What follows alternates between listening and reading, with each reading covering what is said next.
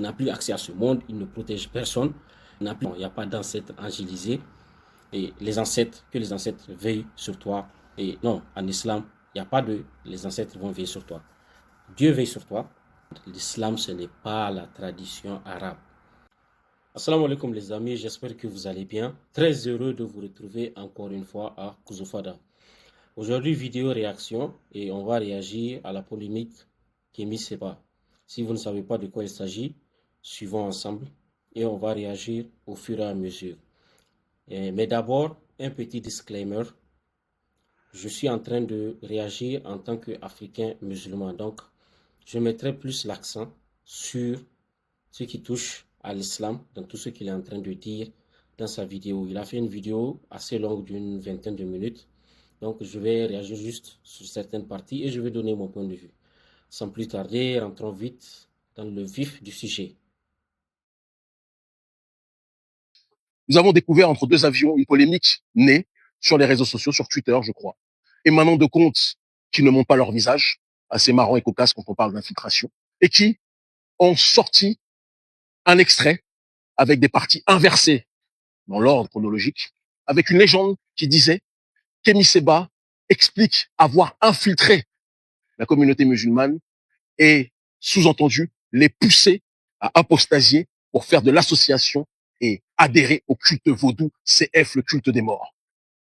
Dans cet extrait, la légende dit que je pousse le segment de la population qui est dans l'islam à abandonner sa religion et à adhérer au culte des morts. Mon peuple périt par manque de connaissances. Pour comprendre ces séquences, on doit comprendre le cadre et la période dans laquelle j'ai exprimé mon message et comprendre la dynamique longue plutôt que la dynamique partielle. Je m'exprimais auprès d'un public majoritairement afrocentrique dans la Caraïbe, qui considère, et c'est quelque chose de largement intelligible pour ceux qui sont dotés de sens et de raison, qu'il est nécessaire, quand on rentre dans le processus de la décolonisation, de ne pas s'arrêter à la décolonisation matérielle, mais de rentrer dans une démarche aussi de décolonisation dans le cadre de l'immatériel. Autrement dit, ne pas s'arrêter à la décolonisation politique ou économique, mais rentrer aussi sur le terrain de la décolonisation spirituelle. On peut comprendre que certains veuillent justement pousser les nôtres à revenir à leur dimension spirituelle endogène et non pas être des marionnettes bénévoles au théâtre des autres. Parce que beaucoup aujourd'hui rentrent dans la religion en étant convaincus que la religion, que ce soit la religion islamique ou que ce soit le christianisme, ils n'ont eu accès à cette acception du monothéisme qu'en étant en contact avec soit les populations arabes, soit les populations blanches. Ici, je mets une petite pause. En islam, ce n'est pas comme ça. En islam, on le sait qu'on a eu 124 000 prophètes depuis Adam, le premier homme, qui est le premier prophète aussi, jusqu'à notre prophète sallallahu alayhi wa sallam, Mohammed sallallahu alayhi wa sallam. Donc, il y a eu 124 000 prophètes et chaque peuple, chaque communauté a reçu un prophète issu de son propre peuple qui parle leur langue et qui les rappelle à Dieu. Donc, c'est ça le message de l'islam. Et donc, dans ce courant afrocentrique, certains sont dans une démarche de dire qu'il faut que les gens des religions révélées, les frères et sœurs qui sont dans les religions révélées, quittent ces religions révélées pour revenir à la source. Ce n'est pas pour ceux qui ont étudié ma pensée, ma réflexion, mon message. Voilà, donc la solution afrocentriste est de quitter les religions révélées et de rentrer dans la religion des ancêtres. Et je parle pour l'islam, nous on n'a pas besoin de quitter pour entrer dans une autre religion parce que l'islam c'est la religion originale.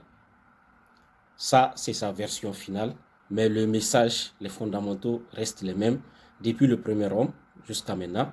Adorer Dieu sans rien lui associer, les prières et faire du bien, ne pas faire du mal, ça a toujours été le message de l'islam depuis le premier homme jusqu'à maintenant. Donc pour les musulmans, il n'y a aucune nécessité d'aller chercher cette autre voie.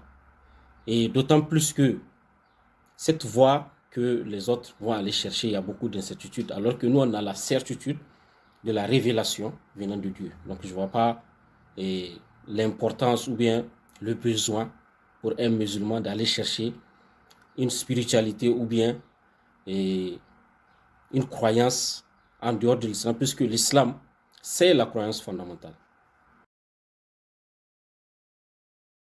On continue. Le Seigneur des mondes, Dieu Tout-Puissant qui n'engendre pas et qui n'a pas été engendré, de m'avoir permis de connaître l'incarcération.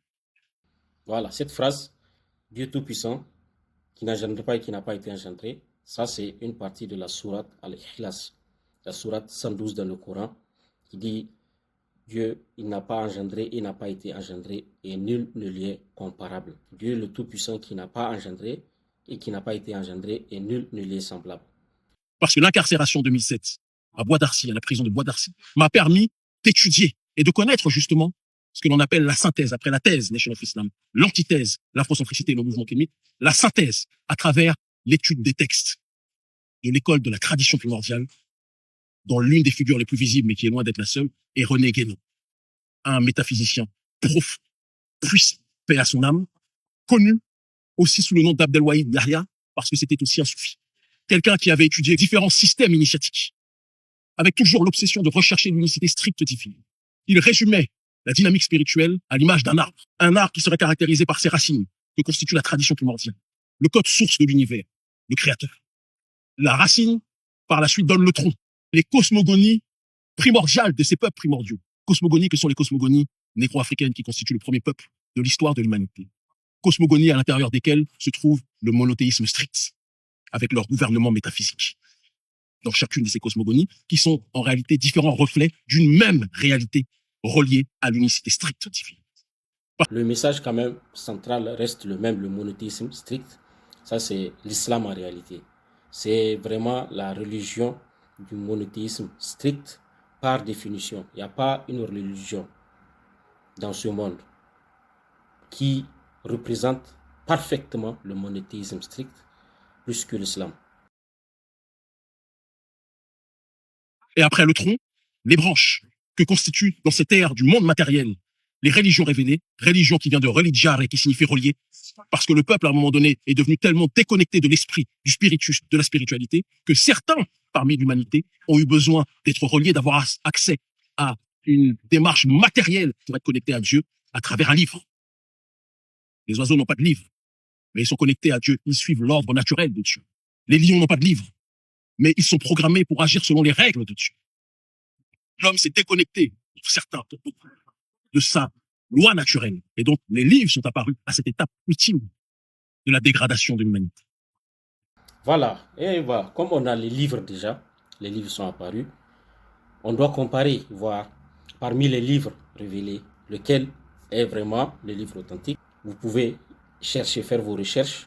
Éventuellement, vous allez tomber sur l'islam et voir qu'en réalité, ce dont il est en train de parler, ça a déjà été révélé à nous.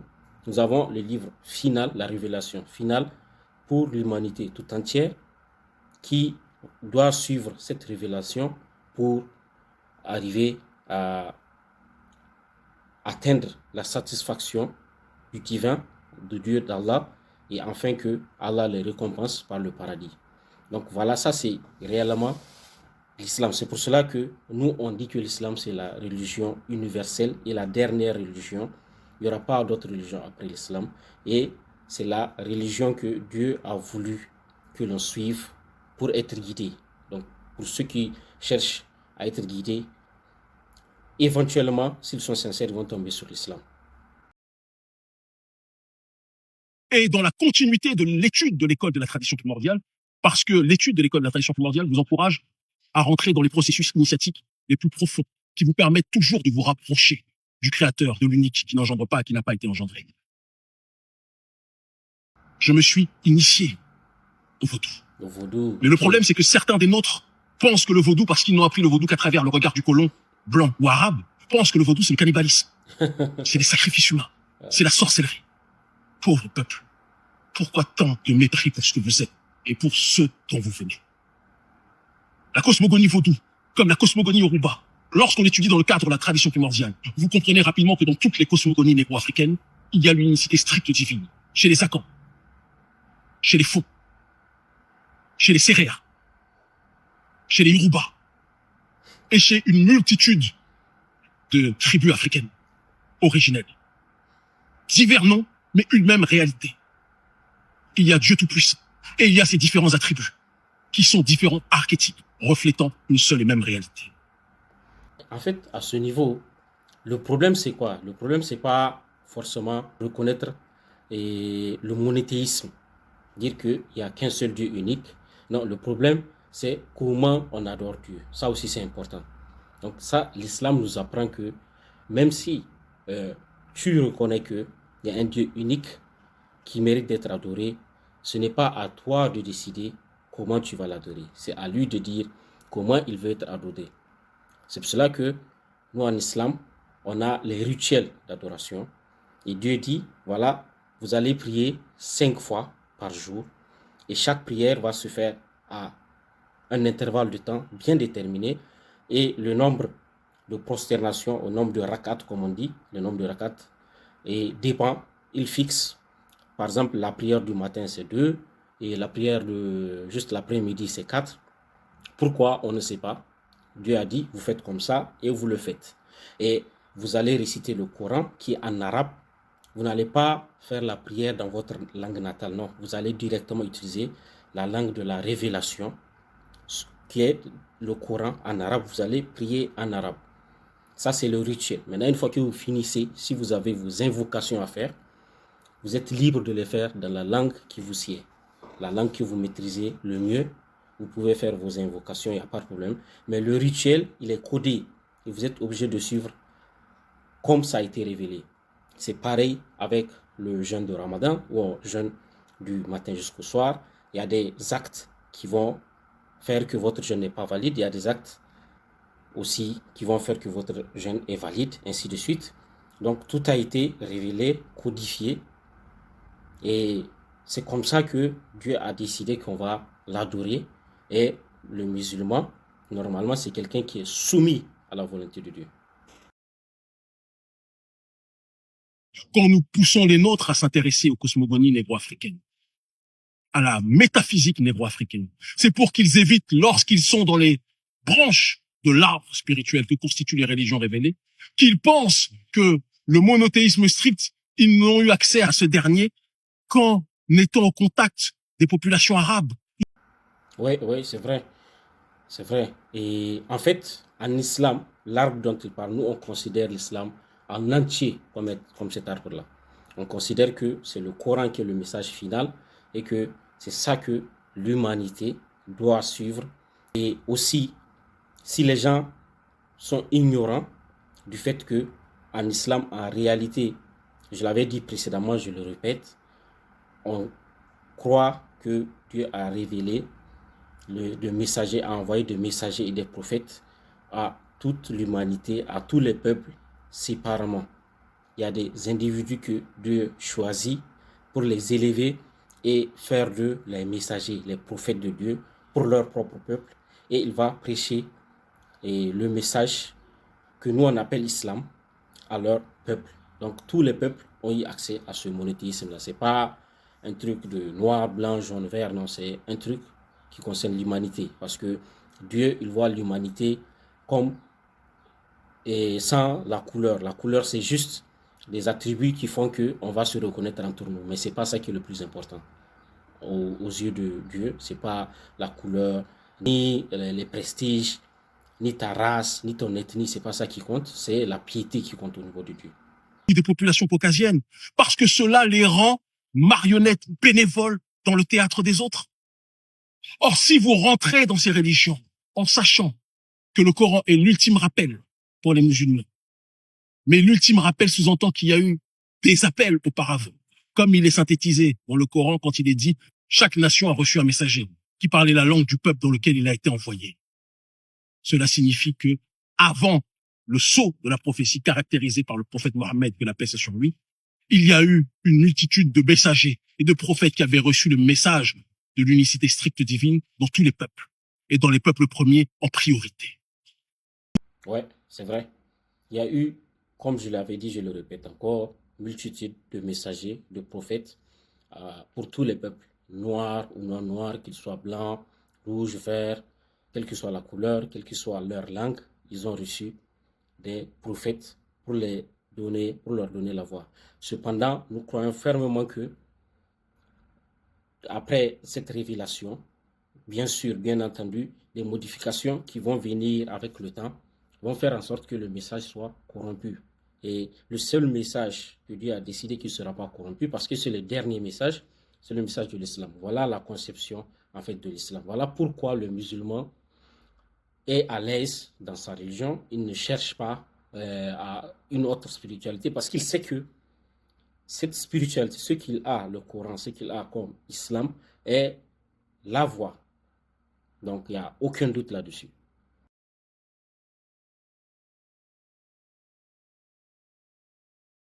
Les choses se sont faites comme ça. Je mène mon combat, j'essaie de me diriger moi-même, et le seul leader, c'est Dieu Tout-Puissant.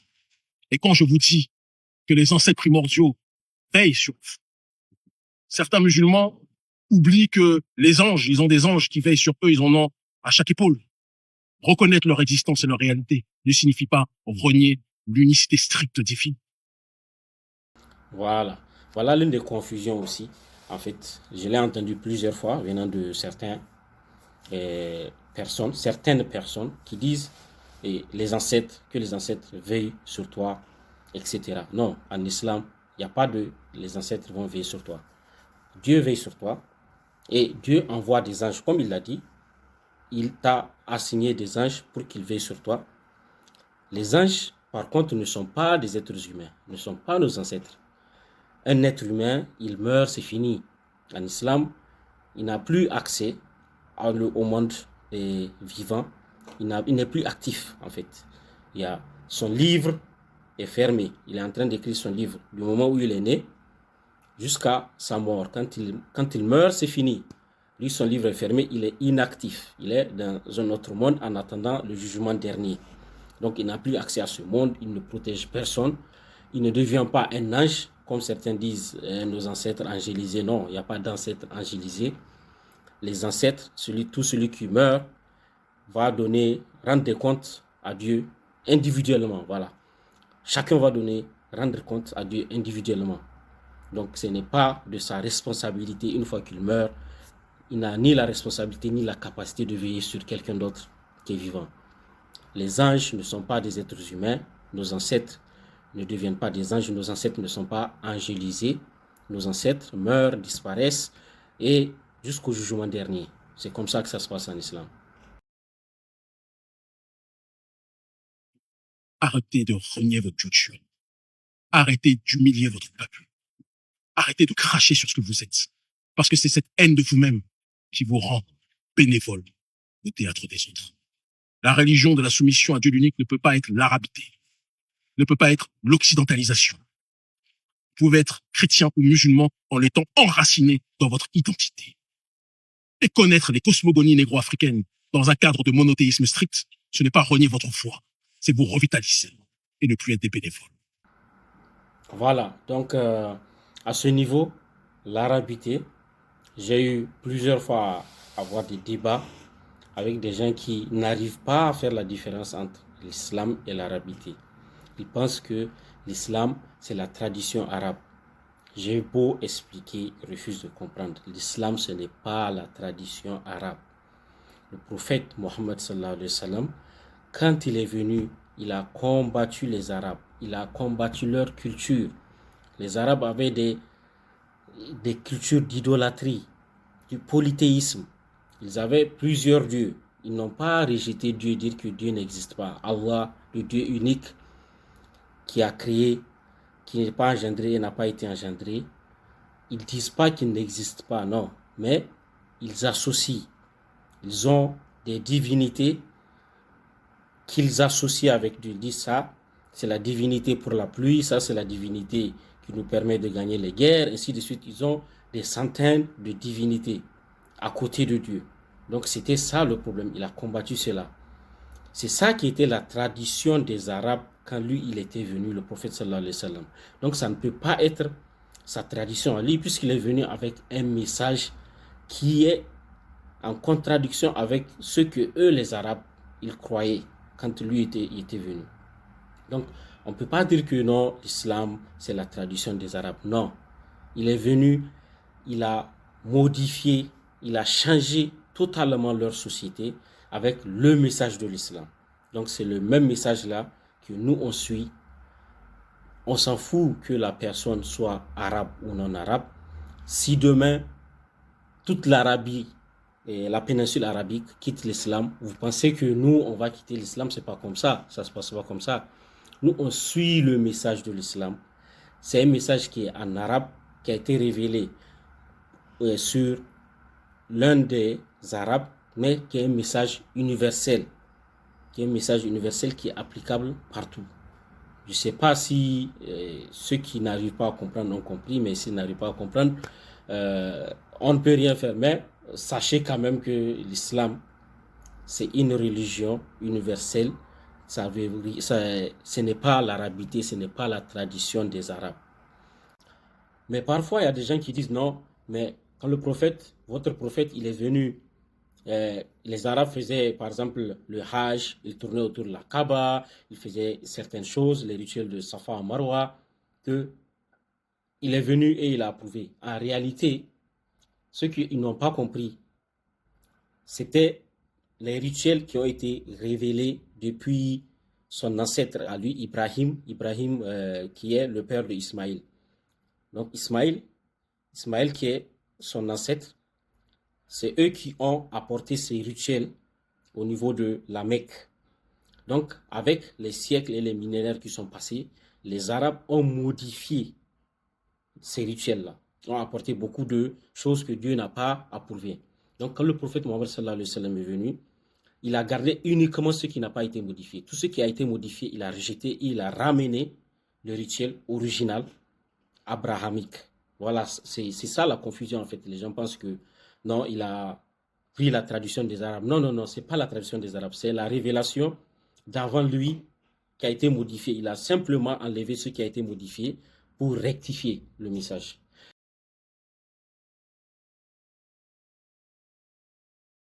Il est clair que c'était pas son approche de dire qu'il va infiltrer l'islam comme les autres disaient, ce n'est pas vrai.